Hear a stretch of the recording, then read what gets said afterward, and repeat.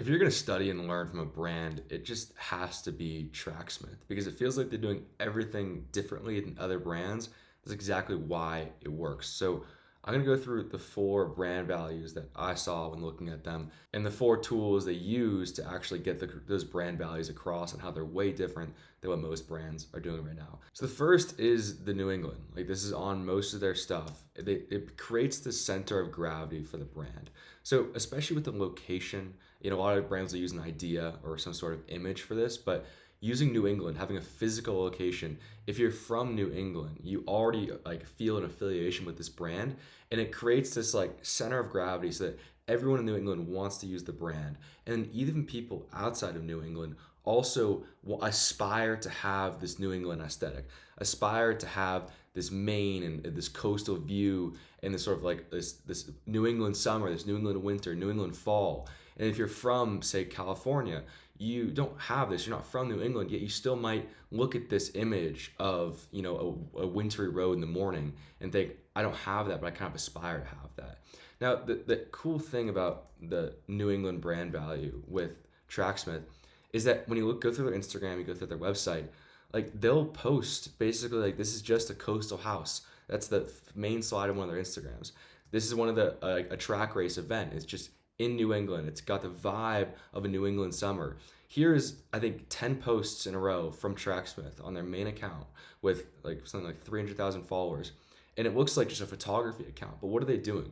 They're selling the image of New England. They're not trying to sell their product directly. They want to sell to you that, hey, this is our affiliation. If you have that affiliation in your own life too, then you're going to like our product. So I think one of the main things I learned when looking at Tracksmith is like, you don't have to showcase the product and everything. Like showcase the ideal. What do you want to show? And then have that be displayed through your video, through your photography, through your Instagram.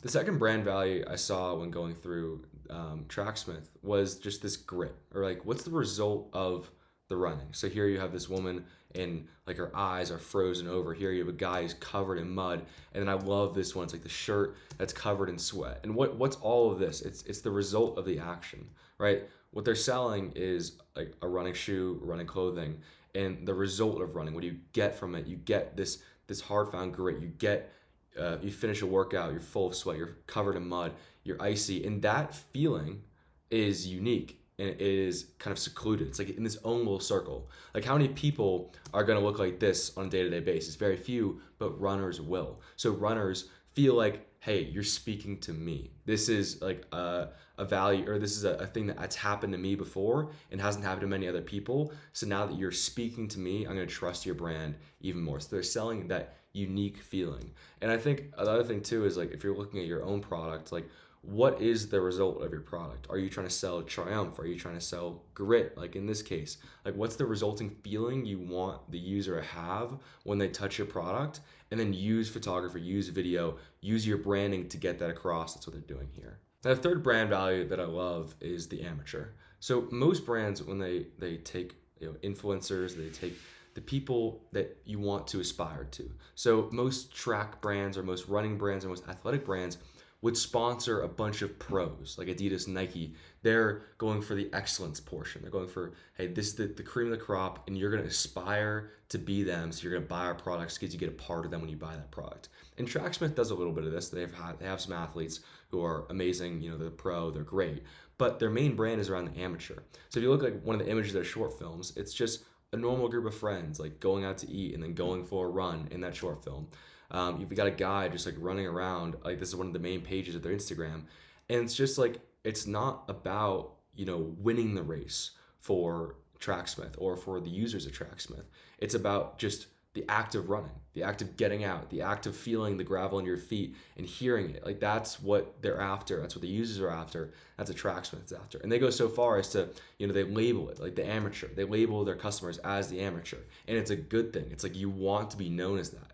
And you try to create this in-group within Tracksmith's customer base of the amateur. And if I were to be running and I saw this, I would probably smile. I'd probably say hi to the person who is using that product as well. Now, the fourth brand value I saw is nostalgia. When you're looking at branding, you really either want to be 50 years behind the times, playing on this nostalgia piece, completely in the present, you're with the trends, or you're going completely futuristic, right? You fall into trouble when you're like 3 years behind because you look outdated. You look like you're not up with the times. It's kind of like an outdated like Google browser or a UX browser. You're like, I don't want to look at that.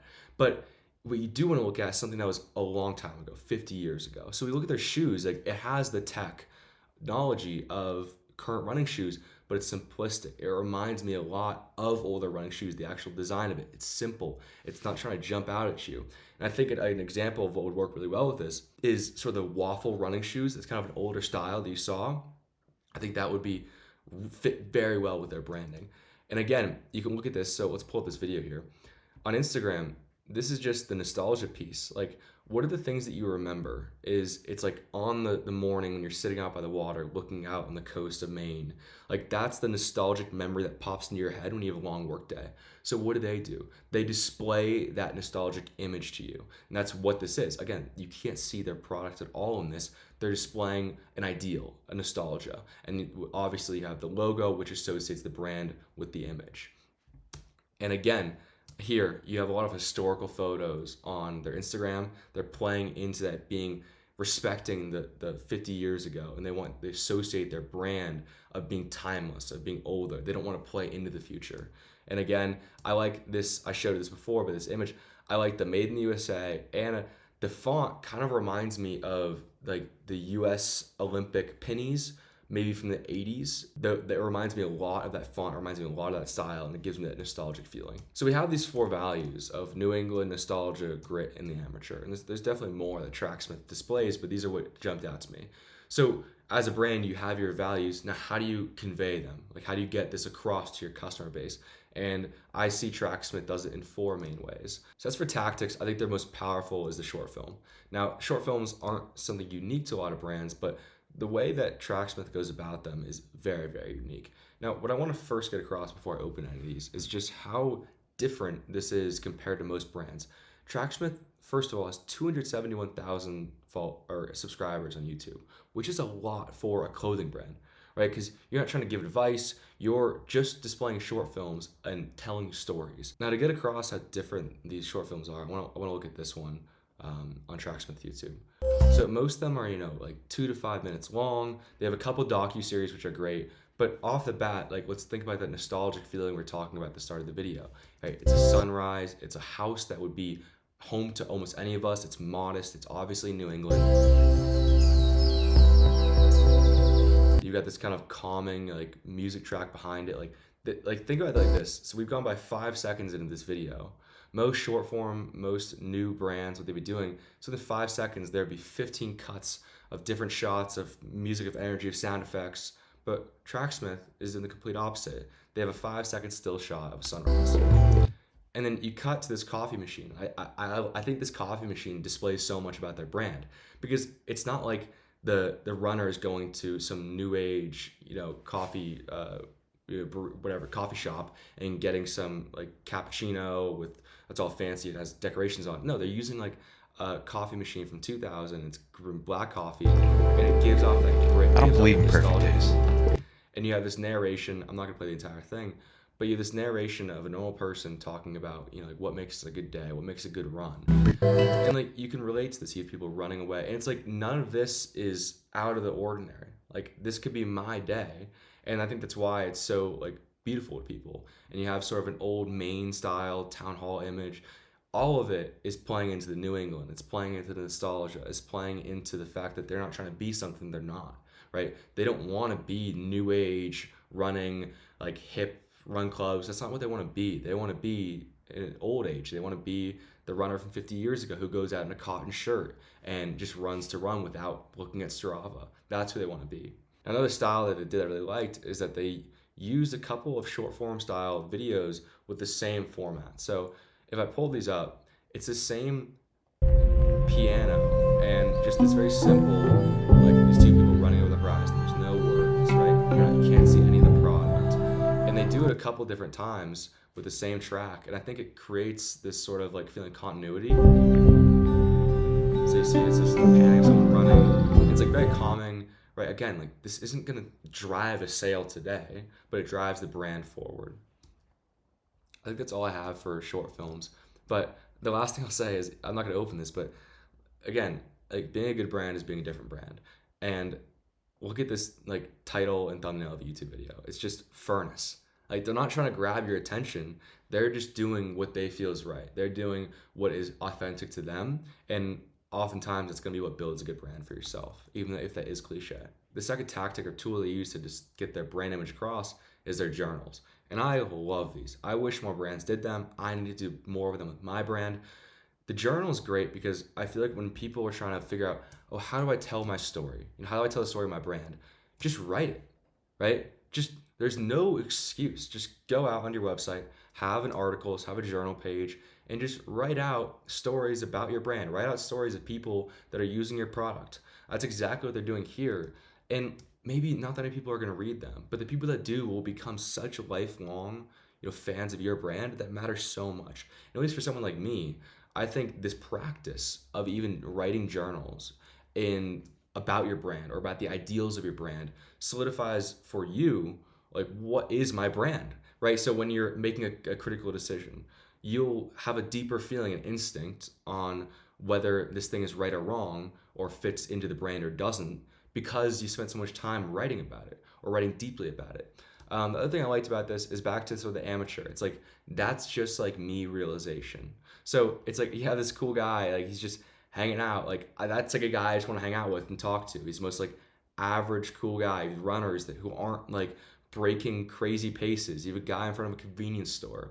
Like we don't have someone crossing the finish line with his arms up in a 2-hour marathon like Nike. Like they know they're not Nike. They're gonna play into the fact that, hey, we are just average runners and you are as the customer an average runner too. Join our community. Now, the third tactic that they use that almost all brands do use is events, but they use events in two unique ways. First of all, it'd be really easy for them to buy into this run club craze, and I think they have a run club, but it's not their core thing. They have events and competitions, but the competitions are more for the participating in them rather than the winning of them. Just like how we talked about earlier with the brand, they're more concerned about, hey, it's about the process of running rather than the winning of the race. And the cool thing about these competitions, one of them is the Twilight 5000. So that it's like some event, they're under the lights, it's a sunset, great imagery, but it creates moments, right? A generic run club doesn't create true moments, right? You see this guy, he's gassed, he's excited, he maybe won, whatever it is, he's happy. Like you don't get that kind of raw emotion, that kind of moment at a normal run club, right? You can't really make a true story, a great story around that. But when you create an event that has stakes or is different or brings people together in a way like this, then you get true moments you can talk about and show. The other way they use events is with their stores. Now, I'm not sure about this, but it looks like they place their stores where major marathons are. So they have a London, they have a Boston, they have a New York. And then whenever there are the marathons, they can create an event around it, right? Like they can have, and I'll talk about that in a second, but they are able to kind of capture this silo of running energy into their one space. And having a physical space is great because you are able to host consistent events and you're able to bring people together. And even if you don't sell product, it's really about bringing like-minded people into the same area. And the last thing I want to get across is just like, I was looking at this photo, it's like you have this guy, he's the most New England guy ever, right? He's drinking like probably black coffee, he's got a beanie on, yellow shirt, like just a normal guy. And that's what Tracksmith is all about. Now, the last tool that they use is IP from races. So how do we keep everything fresh? How do we keep people engaged with the brand if they are consistent buyers? There's so many races, so many marathons that they're able to make, gear around the Chicago Marathon, around the New York Marathon, and then they can tell stories around the New York, all these marathons, and it creates short films, journals, all from the races. Now, the New York Marathon, the London Marathon, they already have status. They already have brand. So in a way, they're borrowing from their brand, right? When you associate with the New York Marathon, you become a more legitimized running brand.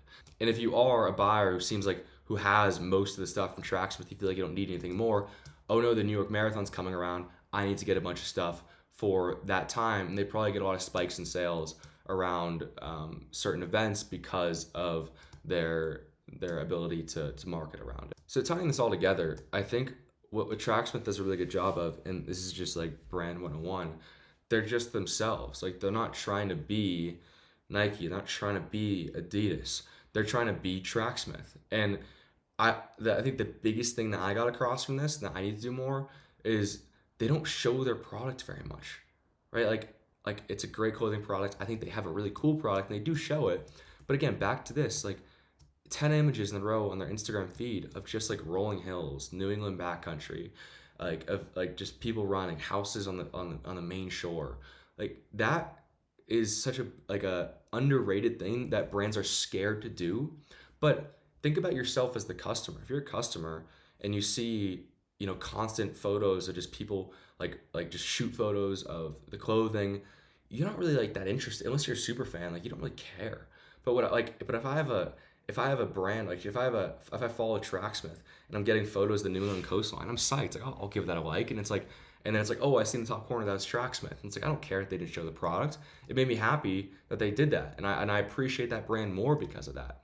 And even I didn't go into this, but their meta ads, they run meta ads. I can't tell how much their spend is, but all their ads aren't like the typical yelling at you influencer grabbing your attention. It's basically just their short films in shorter spans, right?